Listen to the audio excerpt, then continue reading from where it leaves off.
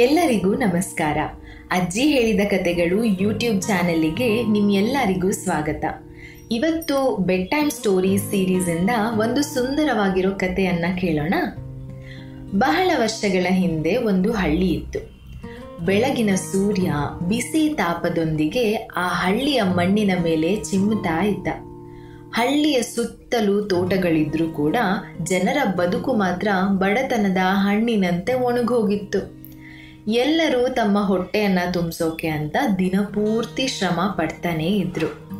ಆದರೆ ಈ ಬಡತನದ ಮಧ್ಯ ಒಬ್ಬ ಶ್ರೀಮಂತ ಇದ್ದ. ಅವನ ಹೆಸರು ರಂಗಪ್ಪ ಅಂತ. ಹಳ್ಳಿಯ ದೊಡ್ಡ ಮನೆ, 2 ಎತ್ತಿನ ಜೋಡಿ, 10 ಎಕರೆ ಕೃಷಿ ಭೂಮಿ, ಬಂಗಾರದ ನಾಣ್ಯಗಳು ಎಲ್ಲವೂ ಅವನ ಹತ್ರ ಇತ್ತು. ಹಳ್ಳಿಯವರು ಅವನನ್ನ ನೋಡ್ತಿದ್ದಂತೆ ಭಯ ಮತ್ತೆ ಗೌರವದಿಂದ ತಲೆ ಬಾಗ್ತಾ ಇದ್ರು. ಆದರೆ ರಂಗಪ್ಪನ ಮನಸ್ಸು ಕರುಣೆಯಿಂದ ತುಂಬಿರಲಿಲ್ಲ. ಅವನ ಹಣದ ಜೊತೆಗೆ ಅಹಂಕಾರ ಕೂಡ ಬೆಳೀತಾ ಇತ್ತು. ಬಡವರು ಸಾಲ ಕೇಳೋಕೆ ಅಂತ ಬಂದ್ರೆ ಅವನು ಜೋರಾಗಿ ನಗ್ತಿದ್ದ. ಓಹೋ, ನಿನಗೆ ಸಾಲ ಕೊಡ್ಬೇಕಾ? ನೀನೇನಿಲ್ಲಿ ಬಂಗಾರನ ಬಿತ್ತಿದ್ಯಾ ಅಂತ ತುಂಬಾ ಕಟುವಾಗಿ ಮಾತುಗಳನ್ನ ಆಡ್ತಿದ್ದ. ಜನರು ಅವನ ಮಾತನ್ನ ಕೇಳಿ ತುಂಬಾ ಬೇಜಾರು ಮಾಡ್ಕೋತಿದ್ರು. ಹಳ್ಳಿಯವರ ಮನಸ್ಸಲ್ಲೆಲ್ಲ ಇದ್ದಿದ್ದು ಒಂದೇ ವಿಷಯ, ಈ ರಂಗಪ್ಪನಿಗೆ ಯಾರಾದ್ರೂ ಒಂದ್ಸಲ ಪಾಠ ಕಲಿಸ್ಬೇಕು ಅಂತ. ಕಾಲ ಬದಲಾಯಿತು. ಆ ವರ್ಷದ ಗ್ರಾಮ ದೇವತೆಯ ಹಬ್ಬ ಬಂತು. ಹಳ್ಳಿಯವರು ಹೊಸ ಬಟ್ಟೆಯನ್ನ ತೊಟ್ಟು ಹಸಿರು ತೋರಣವನ್ನ ಕಟ್ಟಿದ್ರು. ಮಜ್ಜಿಗೆಯನ್ನ ತಯಾರಿಸಿದ್ರು. ನಾದಸ್ವರದ ಶಬ್ದ ಹಬ್ಬದ ಪ್ರಾರಂಭವನ್ನ ತಿಳಿಸ್ತಾ ಇತ್ತು. ಆ ಹಬ್ಬದ ಪ್ರಮುಖ ಘಟನೆ ಏನಂದ್ರೆ, ದೇವತೆಯ ಮೈ ಮೇಲೆ ಹಾಕಿರುವ ಸೀರೆಯ ಹರಾಜು. ಆ ಸೀರೆ ಪಡೆದವರು ವರ್ಷ ಪೂರ್ತಿ ಪುಣ್ಯ ಪಾತ್ರನೇ ಆಗಿರ್ತಾನೆ ಅಂತ ನಂಬಿಕೆ ಇತ್ತು. ಎಲ್ಲ ವರ್ಷಗಳಲ್ಲೂ ಈ ಸೀರೆ ರಂಗಪ್ಪನ ಪಾಲಾಗ್ತಾ ಇತ್ತು. ಅವನ ಹಣದ ಆರ್ಭಟಕ್ಕೆ ಯಾರೂ ಕೂಡ ಸ್ಪರ್ಧೆ ಮಾಡಕ್ಕೆ ಆಗ್ತಿರ್ಲಿಲ್ಲ. ಹೀಗಾಗಿ ಈ ಬಾರಿ ಕೂಡ ಹಳ್ಳಿಯವರು ಇದೇ ಫಲಿತಾಂಶ ಬರುತ್ತೆ ಅಂತ ನಿರೀಕ್ಷಿಸ್ತಾ ಇದ್ರು. ಹರಾಜು ಪ್ರಾರಂಭ ಆಯಿತು. ಮಂದಿರದ ಮುಂದೆ ದೊಡ್ಡ ಜನಸಾಗರನೆ ಸೇರಿತ್ತು. ಹರಾಜು ಕೂಗೋ ವ್ಯಕ್ತಿ ಜೋರಾಗಿ ಹೇಳ್ದ, ದೇವಿ ಸೀರೆ ಹರಾಜು ಶುರು ಆಗ್ತಾ ಇದೆ, ಮೊದಲ ಮೊತ್ತ 1,000 ಅಂತ. ಜನರು ಗುನ್ಗೋಕೆ ಶುರು ಮಾಡಿದ್ರು.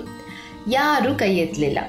ಆ ಕ್ಷಣದಲ್ಲೇ ರಂಗಪ್ಪ ತನ್ನ ಪೈಪೋಟಿಯ ಧ್ವನಿಯಲ್ಲಿ ಕೂಗಿದ 2,000 ಅಂತ. ಜನರು ಚಪ್ಪಾಳೆಯನ್ನ ಹೊಡೆದ್ರು. ಇವತ್ತು ಇದೇನೋ ರಂಗಪ್ಪನ ಪಾಲೇ ಆಗತ್ತೆ ಅಂತ ಎಲ್ಲರೂ ಅನ್ಕೊಂಡಿದ್ರು.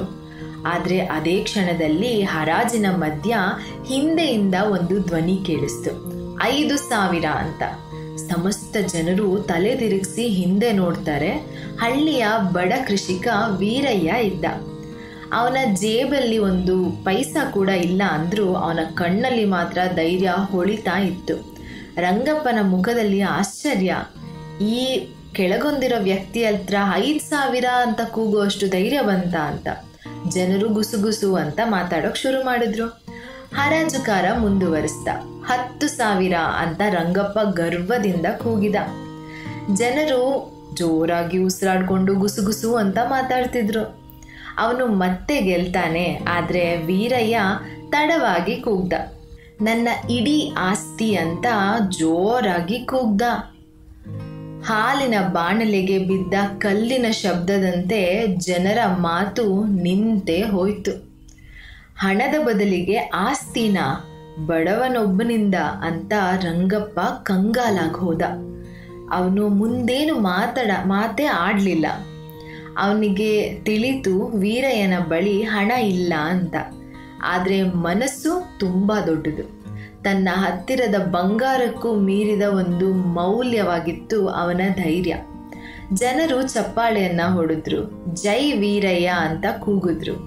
ಹರಾಜುಕಾರ ಘೋಷಿಸಿದ, ದೇವಿಯ ಸೀರೆ ವೀರಯ್ಯನ ಪಾಲಾಗಿದೆ ಅಂತ.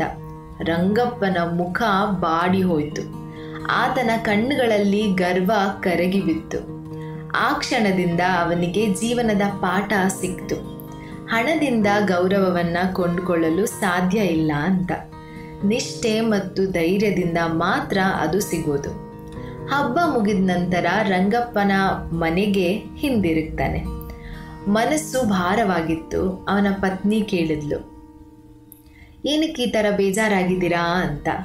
ಹಬ್ಬದ ದಿನವೂ ಕೋಪ ಮಾಡ್ಕೊಂಡಿದ್ದೀರಾ ಅಂತ ರಂಗಪ್ಪನ ಕೇಳಿದ್ಲು. ಅದಕ್ಕೆ ರಂಗಪ್ಪ ನಿಧಾನವಾಗಿ ಉತ್ತರಿಸ್ತಾನೆ, ಇಂದು ನಿಜವಾದ ಶ್ರೀಮಂತ ಯಾರು ಅನ್ನೋದನ್ನ ದೇವಿ ತೋರಿಸಿದಾಳೆ.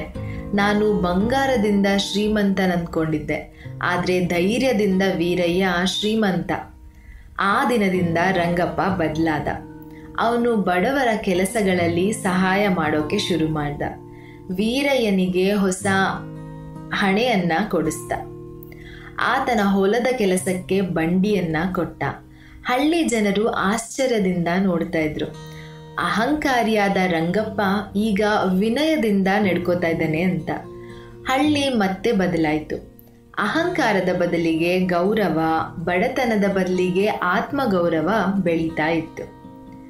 ಹಾಗಾದ್ರೆ ಗೆಳೆಯರೇ, ಈ ಕಥೆಯಿಂದ ನಾವು ಕಲಿಯೋ ಪಾಠ ಏನಂದ್ರೆ, ಜೀವನದಲ್ಲಿ ಧೈರ್ಯ ಮತ್ತು ಸತ್ಯದ ಮುಂದೆ ಅಹಂಕಾರ ತಲೆಬಾಗುತ್ತೆ. ಹಣವು ಬರೀ ಬಾಹ್ಯ ಶಕ್ತಿಯಷ್ಟೇ, ಆದರೆ ಮಾನವೀಯತೆ ನಿಜವಾದ ಶಕ್ತಿ. ರಂಗಪ್ಪನ ಮುಖಭಂಗ ವೀರಯ್ಯನ ಜಯವಾಯಿತು. ನಿಜವಾದ ಶ್ರೀಮಂತಿಕೆ ಹೃದಯದಲ್ಲಿರುತ್ತೆ, ಹಣದಲ್ಲಿ ಇರಲ್ಲ ಅಂತ ಈ ಕತೆ ನಮಗೆ ಅದ್ಭುತವಾಗಿ ತಿಳಿಸಿದೆ. ಈ ಕತೆ ನಿಮಗೆಲ್ಲ ಇಷ್ಟ ಆಯಿತು ಅಂತ ಭಾವಿಸ್ತೀನಿ. ಇದೇ ರೀತಿ ಬಹಳಷ್ಟು ಕತೆಗಳನ್ನು ಕೇಳೋದಕ್ಕೆ ನಮ್ಮ ಚಾನೆಲ್ಗೆ ಸಬ್ಸ್ಕ್ರೈಬ್ ಆಗಿ. ಹಾಗೆ ಈ ಕತೆ ಬಗ್ಗೆ ನಿಮ್ಮ ಅಭಿಪ್ರಾಯವನ್ನು ಕೂಡ ಕಮೆಂಟ್ ಬಾಕ್ಸ್ ಮೂಲಕ ನಮಗೆ ತಿಳಿಸಿ. ಮುಂದಿನ ಎಪಿಸೋಡಲ್ಲಿ ಇನ್ನೊಂದು ಅದ್ಭುತವಾಗಿರೋ ಕಥೆಯೊಂದಿಗೆ ಮತ್ತೆ ಭೇಟಿಯಾಗೋಣ. ಅಲ್ಲಿ ತನಕ ಕತೆಗಳನ್ನು ಕೇಳ್ತಾ ಇರಿ, ಎಂಜಾಯ್ ಮಾಡಿ. ಧನ್ಯವಾದಗಳು.